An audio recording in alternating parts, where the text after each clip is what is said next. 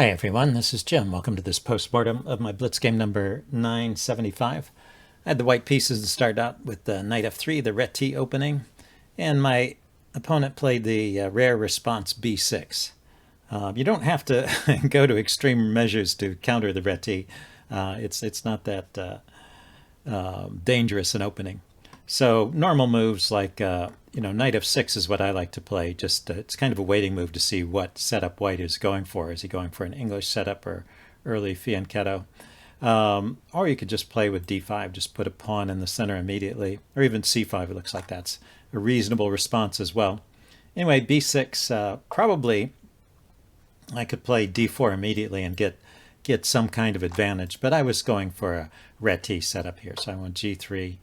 He went to bishop b7. Knight f6 actually is still leading to some kind of reasonable position for black. And he has a couple opportunities to play it, yeah, and coming up in a move or two. Let's see, I go bishop b7. Oh, he went bishop b7. I go bishop g2. Yeah, here knight f6 is definitely better than what he played. He went for the double fianchetto with g6. And after this, white really should be better, even though I have kind of a modest setup here. Black is really not doing very much either. Yeah, he just went with bishop g7. We're still in the opening book here. I played d4, and I think there is a slight edge to white here. Although, well, once again, black can continue with knight f6, probably still have a playable game. But he went with e6, and I went with bishop g5. We're out of the opening book here. The AI likes, or the chess engine. The chess engine likes bishop f4 here. I wasn't so sure about this. Bishop f4, h6. I mean, it gives this as a good line for white. Get the second pawn in the center, but then black can play g5 there and kick the bishop back. So it's not really stable on that square. So I wasn't really sure about that, and I just played bishop to g5. And here, if he plays knight e7, this is still playable for black. But instead, he went bishop f6, and I think white should be winning after this. Really, I mean, well, it's hard to say, but the advantage is pretty persistent. The thing is, he played a couple of moves here to weaken his dark squares, and then he's trading away his dark squared bishop, which defends them. So from a positional point of view, I think this is just losing. And anyway, because this was such a long game with a lot of back and forth, I'm going to skip over parts of it. This is part of the game where white just has a persistent edge as a result of black's weaknesses on the dark squares, and I keep that. And so we'll just step through these moves. Nothing really terrible went wrong here, and I did a reasonable job of maintaining my advantage. This little knight maneuver was nice, picking off the other bishop, so black doesn't have the bishop pair. Well, I guess we'd traded one pair of bishops, so I'll end up with a bishop versus a knight situation in the endgame. Here, the way to keep the strongest advantage is to play e4. So let's pause and check that out for a second. I can grab the center like this. He might trade, and we'll head for a bishop versus knight endgame where I have a lot of control of the center. That looks like a good position for me. Instead, I went with knight e4. And let's see. He could have challenged the knight with knight 7 to f6. And this leads to a position which is a little bit more playable for black, still with an advantage for white, but black should be okay there. Should be able to survive it. He played rook b8. Let's see, I brought my rook to the c-file. This is good. And then here, so up to this point, you could say from the opening to this point, I've had an advantage, sometimes even a winning advantage. But right here is my first mistake. So the chess engine likes just dropping the knight back to f2 here. Plays a5 and play a4 to kick the knight. Knight can come into b4, and let's see, I can just move my rook here. I'm not worried about him taking the a pawn. I have a threat here of taking this pawn, winning the knight here, and just seems to be a really good position for white. Instead, I saw an opportunity to grab a pawn, and I took it. And after he takes back, well, once again, I have an opportunity to play knight f2 or b3, and have still a good position here. Maybe not quite as strong as knight f2 in the earlier move, but still good for white. But after the second move here, which was part of the plan, just grab that pawn, this is actually back to even. So I've given up all of my advantages here. And it's because I didn't account for my weaknesses on this diagonal. So he could play queen b6. Well, he takes here first. I take back with the rook. And he could play queen b6 right here, just pin that rook and get some advantage that way. The way he played it, he keeps an advantage too. He played knight back to f6. And, well, I guess this gives me a little bit of an opportunity to unwind. So queen b6 immediately was probably stronger. But I played queen c2 here, planning to penetrate with my rook. And now he has the move queen to d4.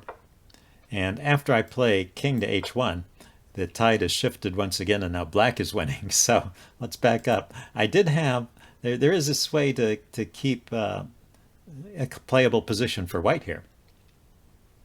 I have to struggle a little bit, but I can sacrifice a pawn here to, it drags the queen away from this diagonal where it's coordinating with the rook on b2. It's kind of a clever idea. So queen takes, and then I can block the check with my queen. And he can trade queens here, but I'll bring my rook up to defend the b pawn. And and so this position, black is better. Let's see, Chess Engine likes black playing queen d3 here, but I don't lose any more material. And even though I'm slightly worse, it's just a small advantage for black, and I can play on. So that was what I had to play here. King h1 actually loses, and he gets this part right. He takes here.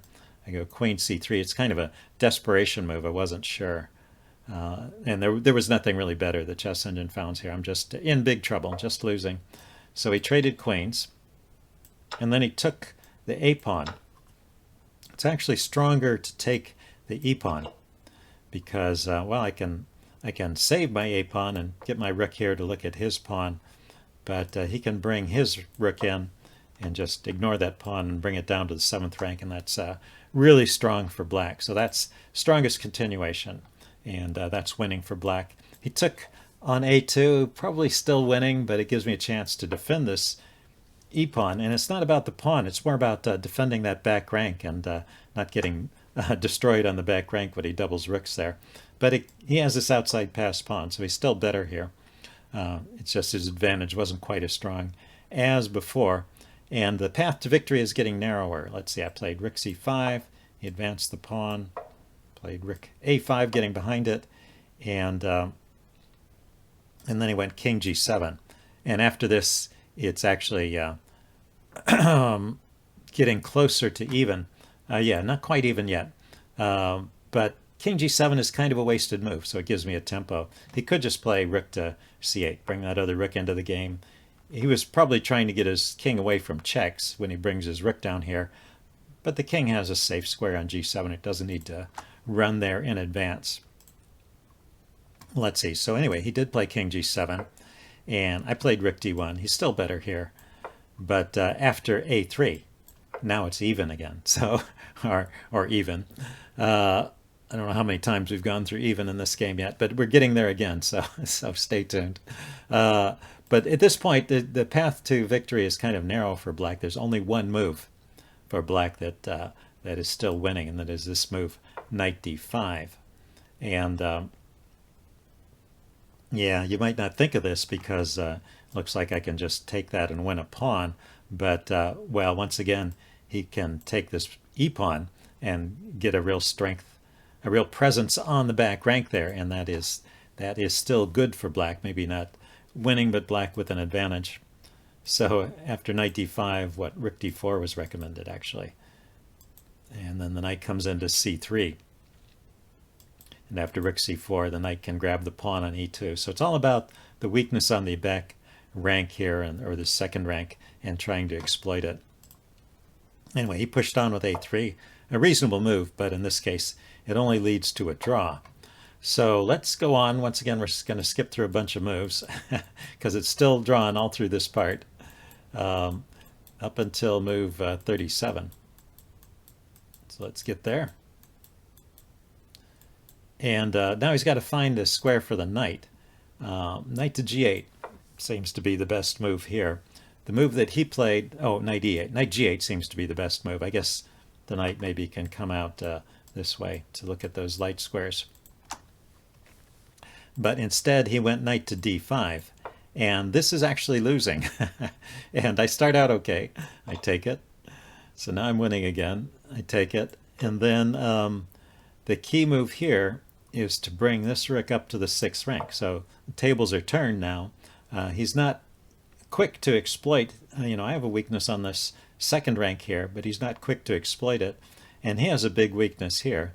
Let's see, the chess engine is recommending king here, but then I can bring my rook to the f6 square. That's the point. I can coordinate on this f7 pawn, and so I get domination of the 7th rank before black can get his rooks back into action. So that is the winning move.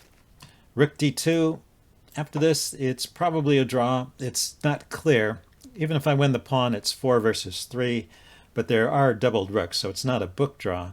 But the chess engine was indicating this is still pretty close. Slight advantage to white, but no big breakthrough here.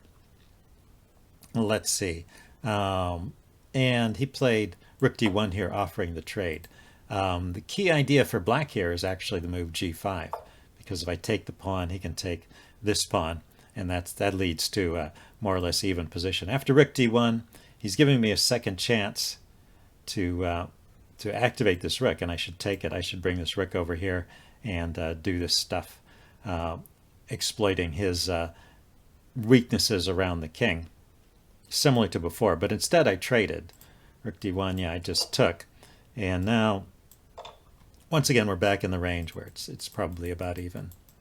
So let's go forward a bunch of more moves. And, you know, I grabbed that pawn, but he activates his rook. So I never even got to the situation where it's 4 pawns versus 3. It was always even. And actually, I'm in a little bit of danger here. He can scoop up an extra pawn. Then it'll be 3 versus 2, and still a draw, but black will have the chances and not white. And king g2 actually lands me in hot water again. So the move here would have been rook to d8, chase the king around a little bit, and you know, prepare to check from the side, give up this pawn, and play king g3 right away, force the rook to decide where it's going, and then dropping my rook back to king g2 here actually is still a draw. But king g2 immediately is bad timing, because right here, after he takes, let's see, I played rook to f2 to defend this pawn.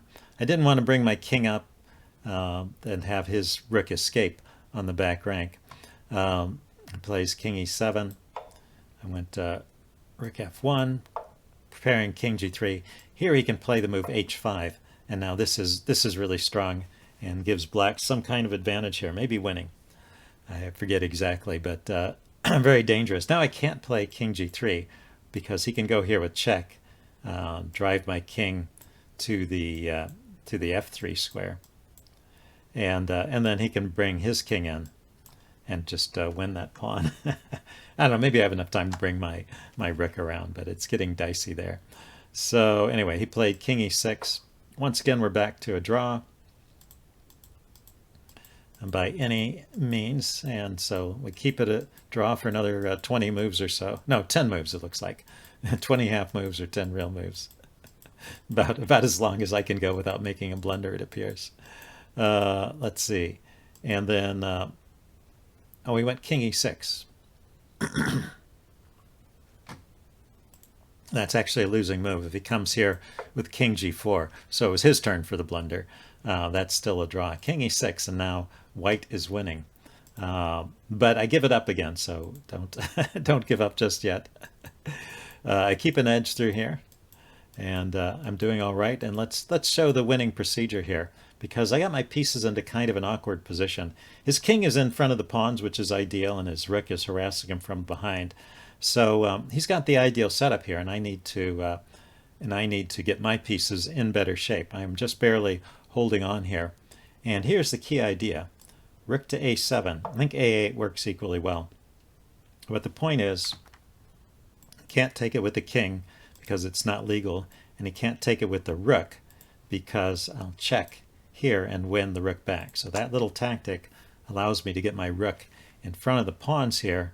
Now let's see, he can check me, I can kick his rook.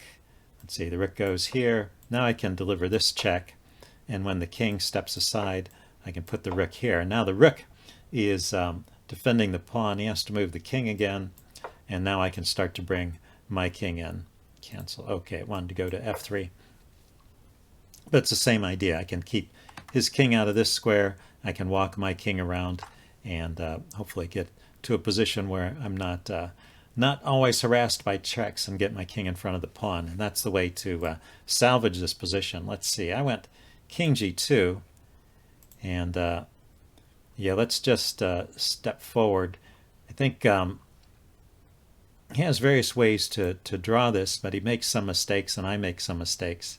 Let's see, where is the last mistake here? Yeah, so I was trying to get my king around in front of the pawn, and I was taking this route, but king c4 is a blunder that gives up the win. He can take the pawn, and it's still a draw after that, but instead he moved his rook down here, and that allowed me to get my king in front of the pawn, and from here on out I am just winning, and he played it all the way out to the end. So probably annoyed that he had missed so many chances to hold it. I mean, there was a sequence in the middle where I would just pretty much offer to draw because I moved my king back and forth, and he could have kept repeating, but he tried too hard for the win and got into a losing position, and then he missed a chance or two after that to get the draw back. Anyway, it was an interesting back and forth game. Hope you guys enjoyed it, and I will see you next time. Bye.